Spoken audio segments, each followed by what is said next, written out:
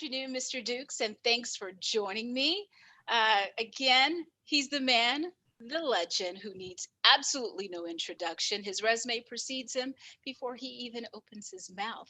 A great man in the entertainment community, the one, the only, Bill Duke. How you doing? Thank you so much for having me. I really appreciate it. I'm doing well. Thank you. Thank you so much for hanging out with me today. And let's just jump right in. No Sudden Move is a new movie that's coming out with your name on it. So, with the pandemic, how hard was it filming this movie? Well, first of all, it stars Don Cheadle, and great Don Cheadle, and Matt Damon, and some other great people are in it. We were in Detroit for a while filming.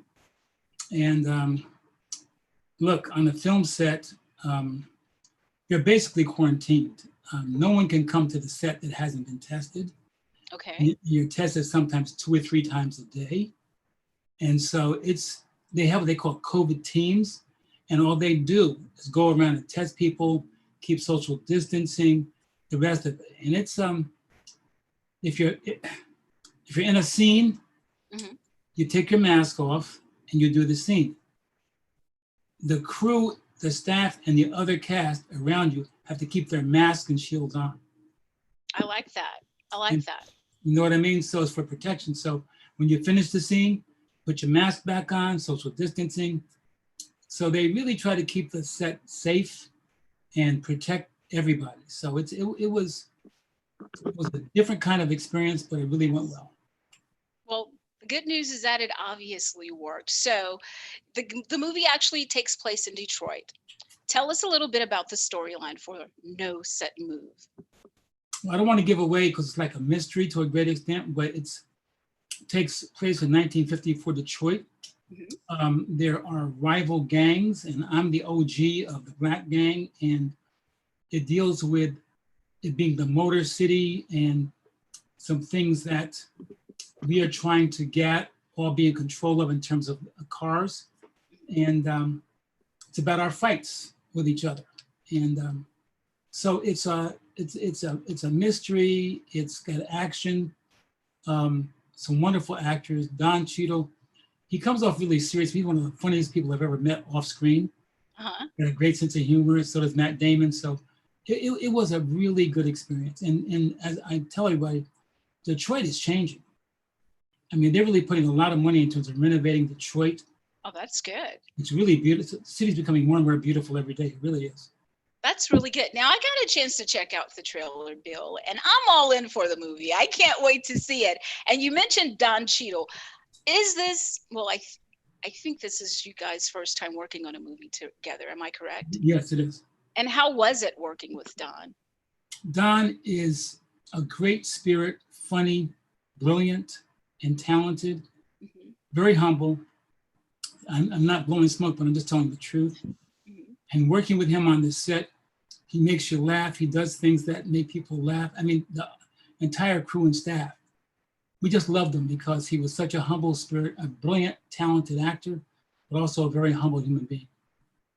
Well, I know you've played a range of characters. You are like a Renaissance guy in the entertainment industry. Thank you. But as it relates to this character on No Sudden Move, tell us about your character there.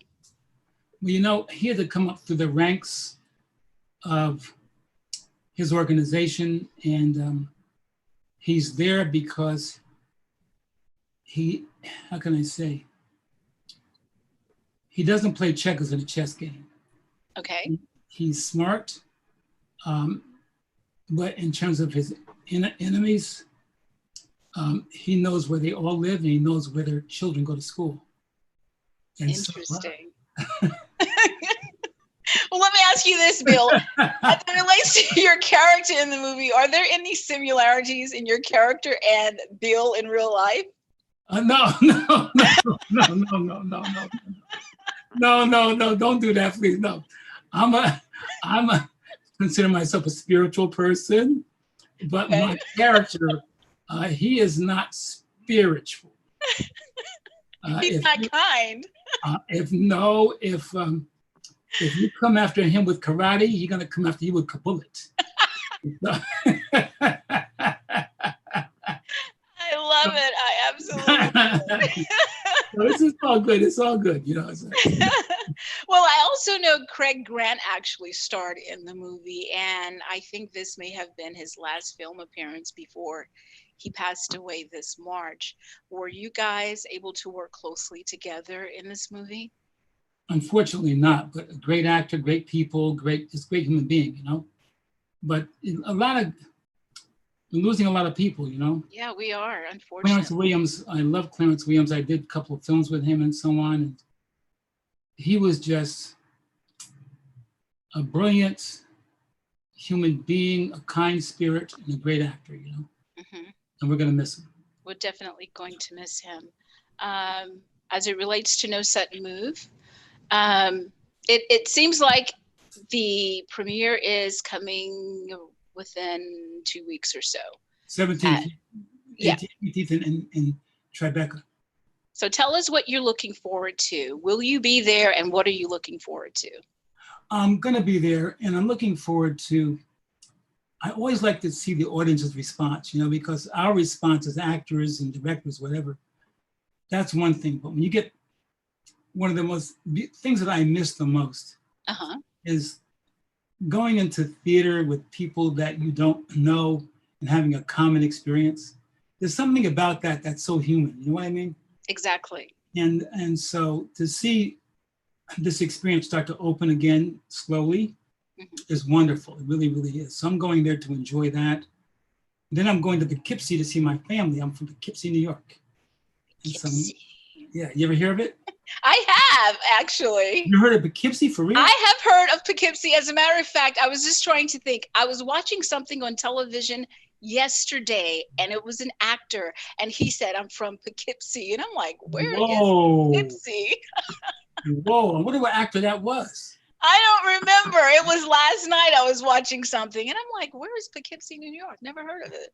Hey, believe me, it's right in the middle. It's right between Albany, the capital, and New York City on the Hudson River. Oh, cool. Beautiful town and so on, but it's looking to see them, but going to New York and seeing the premiere is going to be a lot of fun. I'm looking forward to it. Well, speaking of the things you missed during the pandemic, Bill, what did you learn through the pandemic about yourself or about life? Well, as I'm learning now, and we're still not fully out there, but being quarantined really makes you self-reflective. Absolutely. Because you're not hanging out with your friends, you're in a space by yourself with your own mirror. And I've been working on myself. That's good. I listen to a lot of Wayne Dyer. He's a motivational speaker. I've heard of Wayne. And Wayne says, every day you wake up, you have one of two choices. You can be a host to God or a hostage to your ego. That's good. And he defines ego as EGO, edging God out. I love that. I just love it. And so every day I wake up, I want to see if I can find this and read you to it because someone else sent me something I think you might find interesting. Okay, please share. Yeah, it's a text, and I'm going to see if I can read it to you. Okay. It really stuck with me because it was like so powerful. I love quotes and wise sayings, you know, because they teach a lot, you know. Absolutely, I totally agree. I'm a very spiritual person as well, so I can't wait to hear this. When you say spiritual, is that religious or? Definitely not religious, and that's not to condone religion.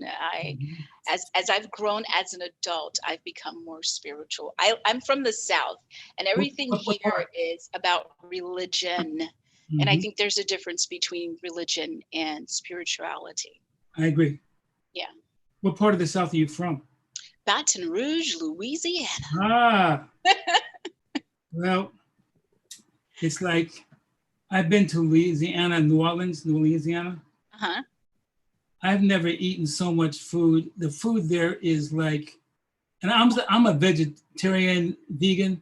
Uh-huh. I broke all my rules. Oh, I'm sure. What was your favorite dish? Gumbo. Gumbo. That gumbo, oh God. Gumbo and that rice. But you know what? That could be a Fried plantains, fried plantains. Yeah. Gumbo could be a good vegan dish, though. When I think about it, it depends on what you put in it. Well, the one I ate was Not. that sausage was not no vegan sausage. No, definitely not. I didn't have no chitlins though. I didn't have no chitlins.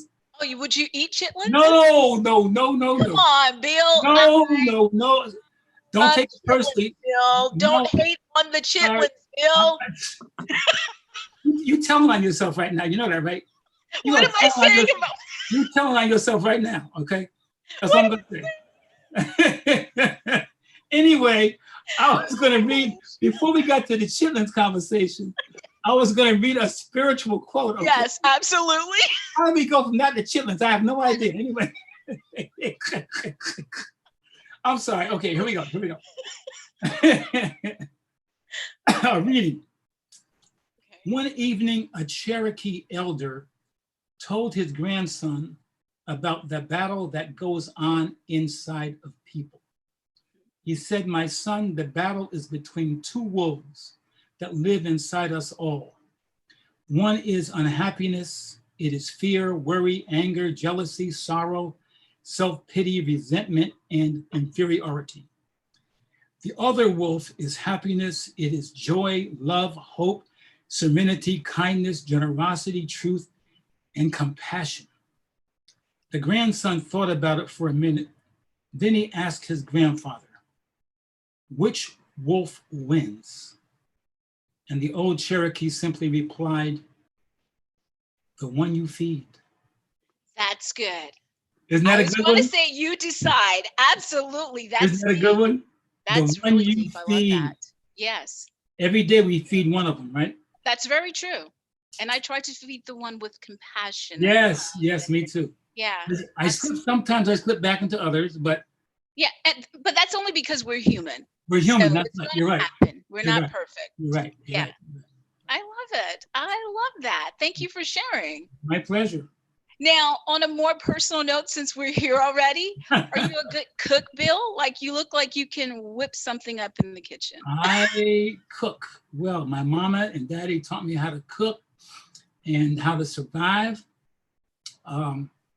It's like, in those days, my parents didn't have high school education or anything, but they were some of the smartest people I knew. Yeah. They were survivors. Absolutely. They came from the South. They went through a lot, and they taught you how to survive. So cooking is an essential part of survival.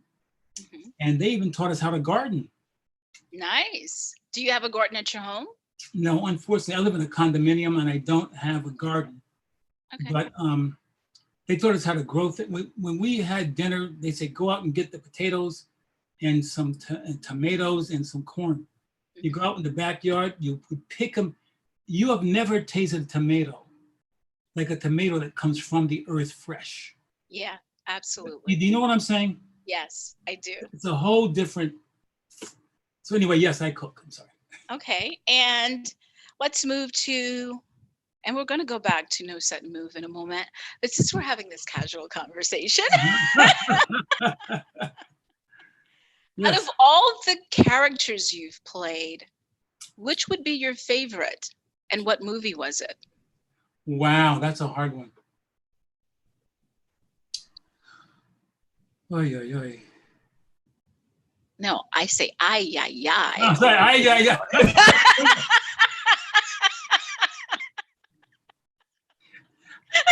So you know that phrase. You know the phrase. Okay, thank you. Oy, ay, ay is from the north. I like that one. Ay, ay, ay is from the, okay. I'm sorry, I'm back. I would say my first one, I would say Car Wash. Yes. Abdullah. I love Abdullah. Yeah, he was. Forget about that one for a moment. I love that movie. That was a good movie. He's one of my. I think it didn't take much acting because I was an angry young black man at that time, and I was frustrated, Mm-hmm. And so playing that role really expressed my inner being as a person too. Well, But the can I great Michael ask? Schultz, Ivan Dixon, you know, all the great. I mean, Richard Pryor and the Pointer Sisters. Yeah, You know, amazing cast. Yes. a great cast of people, and Yeah. Michael Schultz, a brilliant director. It was fun. Can I pick at you for a second, Bill? Yes, ma'am. Why were you an angry black man? Why was I? Yeah. Uh, my childhood was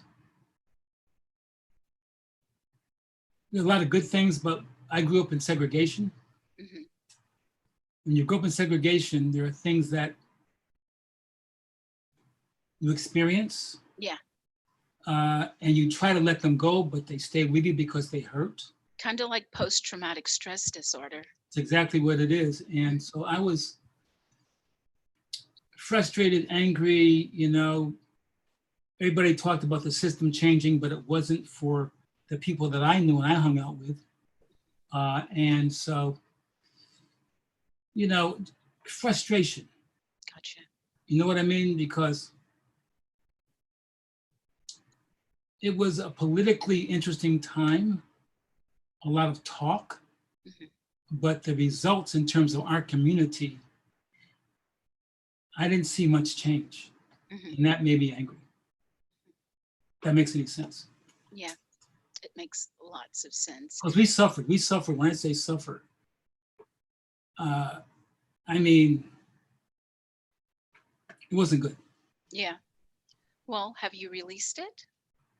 Not like I'm a psychologist or anything. No. Thank you, doctor. The thing is that, yes, Fox. the way I found myself out of that chaos was through transcendental meditation. I love it. I love it. As a matter of Stays fact. Pardon me? No, I was going to say, I just ran into someone about 2 weeks ago who was sharing their story and that they went through the same thing. Meditation helped them to get over a lot of things. When I came through my anger, the way I killed my pain was through alcohol and drugs. Mm-hmm. But thank God, a friend who cared about me introduced me to meditation, and I'm not exaggerating. It literally saved my life and saves my life every day, including today. Because what it does is it gets the stress out of your system. Mm-hmm. And stress is what kills you. Absolutely. Quickly. It's like, disease comes from dis-ease. Mm-hmm. Mm-hmm. You know what I'm saying? That's good. So it kind of balances you out. Yeah. Well, it's a blessing and it's good to have you here with us, Bill. It's been a pleasure to laugh with you. I didn't know this was going to be a comedy show. I had no idea. I know, right? You might need to hire me to open for you one day. No. You're great. Great questions and great personality. Thank you so much. Thank you, Bill. Now, I asked about your characters in the past. You have also produced and executively produced. Which would be your favorite movie produced or executively produced? And why? Ay, ay, Ay, ay, ay. I would say Dark Girls and Light Girls. Yes, yes. Because they dealt with issues that we don't want to face. It's true. And when I look at our little girls, our little beautiful dark and light girls coming up and how they are tortured by other young girls and boys because of the complexion of their skin. Mm-hmm. Dark girls because they're not considered pretty. True. And they don't consider themselves pretty because of that. And it's really horrifying. And light-skinned girls because there's one story in the film that I just broke my heart about this young light-skinned girl. She was like 13, 14 years old, mm-hmm. who told us that many times when she went to the bathroom, the dark-skinned girls would follow her in and lay her on the floor and pull her hair out Oh, wow. of her scalp by the roots, because they felt she thought she was better than him because she had good hair. And it's the things we do to ourselves as a culture. We have to stop. I agree. I totally agree. I mean, we can complain listen, racism, segregation, slavery has impacted us till this day genetically and every other way. I totally agree. And so, I'm not dismissing any of that cruelty, lynchings, and they call them nigger barbecues. They used to roast us on spits alive. Then there's a book you got to get called Without Sanctuary. It's a pictorial history of all the lynchings and nigger barbecues. I keep it on my dining room table because I never want to forget it, because of what people went through, Wow. And what is it called again? Without Sanctuary. Without Sanctuary. Got it. It's an incredible book. It's an incredible book. But historically speaking, we should continuously never forget those who come before us. That's good. Because they've made sacrifices that we can't even imagine. Absolutely. My parents, when they came from the South, Mississippi and Virginia. When they were walking to church on Sunday, for example, on the sidewalk, and a white family was coming this way, they had to step down into the mud. Oh, wow. And put their head down until the white family got 100 yards away. They get back up and walk toward church again. Any family that had to get off the sidewalk. So it's like, I forgot your original question. I'm sorry, I went off, I think. That's okay. That's okay. I was asking about the movie that you enjoyed most, your favorite that you produced or executive. Yeah, I mean, Dark Girls and Light Girls, because it deals with, we have to deal with the things that we deal with as a culture. True. And heal ourselves. That's true. I totally agree. And we're depending on somebody else to do it for us. We can't. Yeah. And I guess it comes to, where do it all begin? Because it's sometimes like, I think everybody is more aware because social media and phones, everything's putting everything right there in front of us now. So if we heard about it maybe 10 years ago or before that, we weren't able to see it. We only saw what the media fed us. Now we're seeing everything. And now it seems like more people are becoming more culturally conscious, but it's like, how do we drag everybody in so everybody can get an insight on what we need to do and how we need to move forward? What I try to do is, I have this new network I'm launching, I think, called Unite, I told you about. And it's about the good news that's happening in the world. And it's trying to bring people together to unite us. I love it. Right now, we're in a world of division. And the question is, what are we leaving our children? That's true. And our obligation, I think, is to leave them hope. Yes. And the only way we can do that is not by being divided, but uniting and coming together.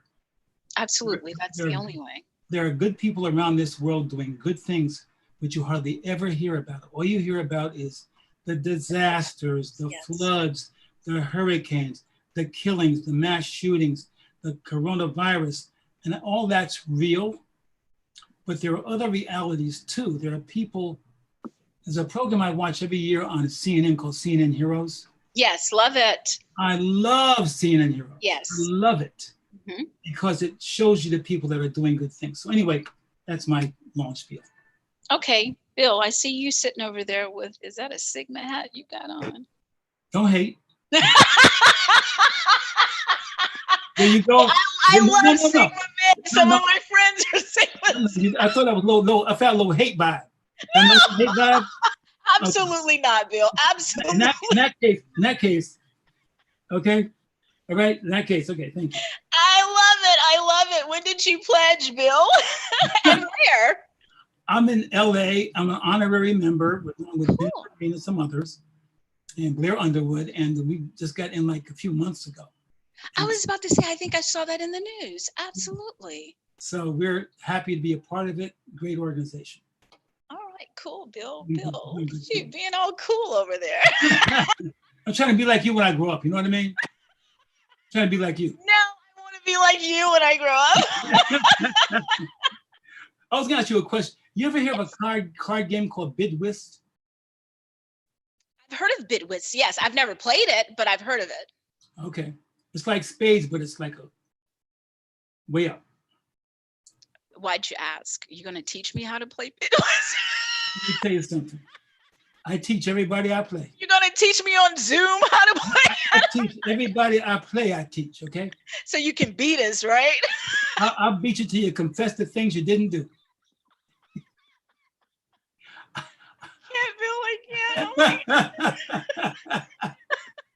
Are you that good at it? I am good. I'm a good. Anybody wants to play me, call me anytime. I'll play. Wow. Sorry, I'm sorry. I just love it. Sorry. Love Bid Whist. That is too funny, Bill. You're funny. You're so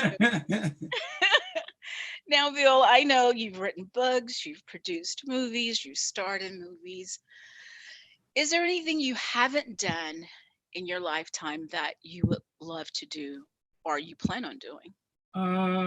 That's a great question.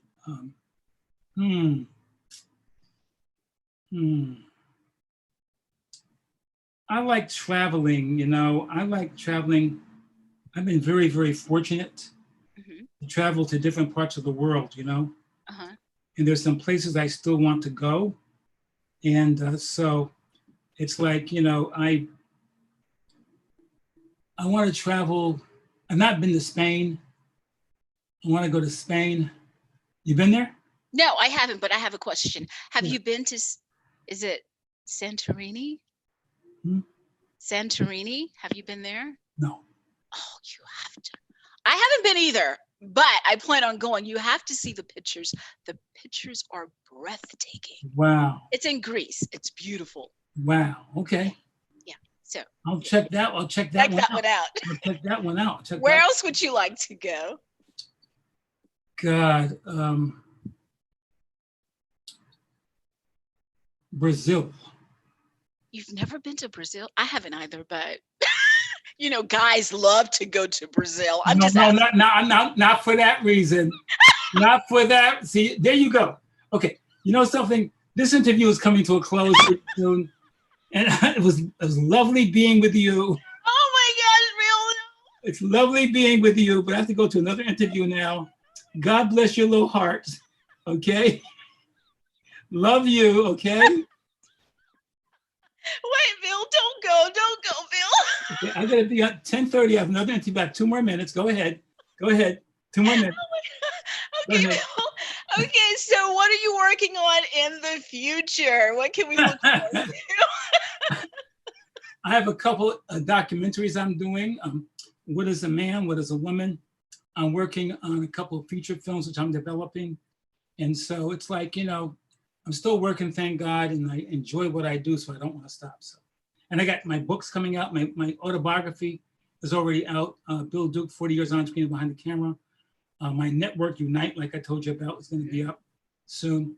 I have a poetry book I'm putting out called Works of the Invisible Man, and another book called The Journey, which is an animated book I'm putting out about the journey of life. So I'm still working, thank God, and I'm enjoying it.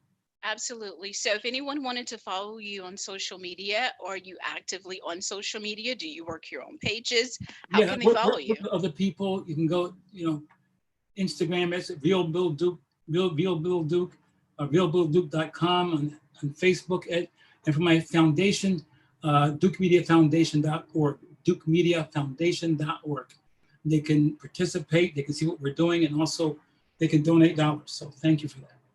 All right, so let everybody know when and where they can catch No Sudden Move, coming out soon. July the 1st on HBO Max. Check it out. I think you're going to love it. Sounds good. Thank you so much, Bill. God bless you, my dear. It was wonderful. I really enjoyed it. We got to do this again at some point, okay? We must. You're like my old friend now. Like, we've been knowing each other forever now. I will not forget this, okay?